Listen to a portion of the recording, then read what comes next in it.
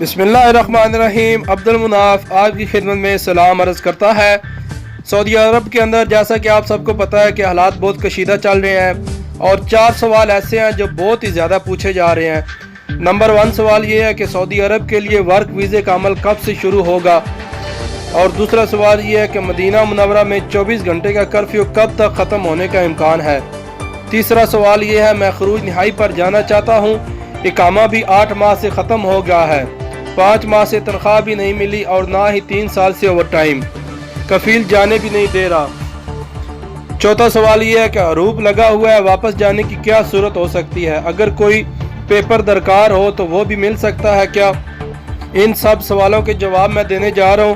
Video and تک دیکھیں، اور جن دوستوں نے میرے چینل کو سبسکرائب نہیں کیا ان سے میری گزارش ہے میرے چینل کو سبسکرائب کر لیں اور ساتھ ہی بنی گھنٹی کو دبا لیں تاکہ میری آنے والی ہر نیو ویڈیو آپ تک بآسانی پہنچ سکے۔ جی دوستوں، پہلا سوال سعودی عرب کے لیے ورک ویزے کا عمل کب سے شروع ہوگا؟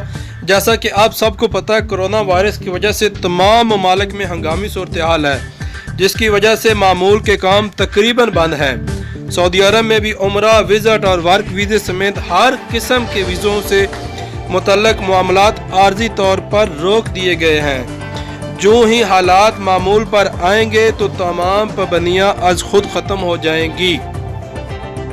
جہاں تک ویزے کی پروسیسنگ کی بات ہے تو فی الوقت یہی کہا جا سکتا ہے کہ انتظار کیجئے، اور جیسے ہی پابندیاں ختم ہوں گی آپ کو اس چینل پہ بتا دیا جائے گا۔ دوسرا سوال یہ ہے مدینہ میں 24 گھنٹے کا کرفیو کب تک ختم ہونے کا امکان ہے؟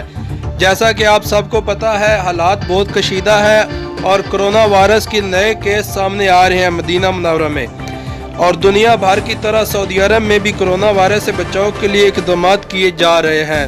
سعودی عرب میں بھی احتیاط کے طور پر کرفیو نافذ کیا گیا ہے تاکہ لوگ سماجی دوری کی ہدایت پر عمل کر سکیں۔ مدینہ سمیت 9 شہروں میں 24 گھنٹے کا کرفیو نافذ ہے۔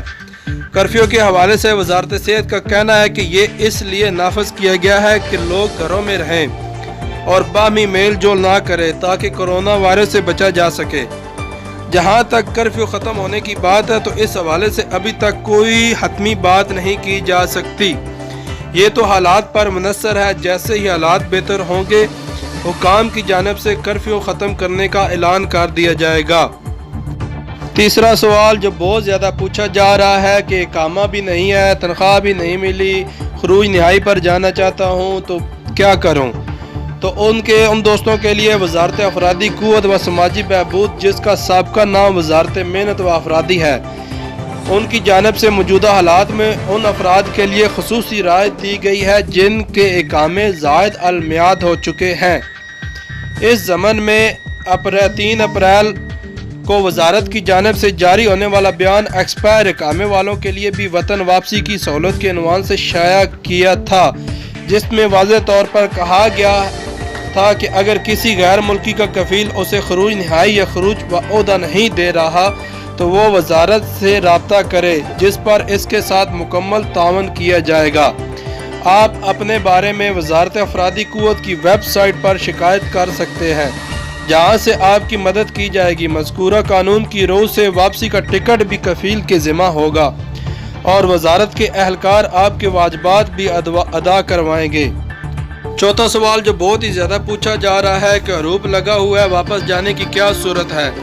اگر تو دوستوں آپ مستقل طور پر جانا چاہتے ہیں تو آپ سے گزارش یہ ہے کہ وزارت افرادی و قوت کی ویب سائٹ سے رجوع کریں یا پاکستانی سفارت خانے یا قونصلیٹ کے شعبہ ویلفیئر سے رابطہ کریں، آپ کو جانے کی اجازت مل جائے گی۔ انہی خبروں کے ساتھ آپ سے اجازت چاہتا ہوں۔ اللہ حافظ۔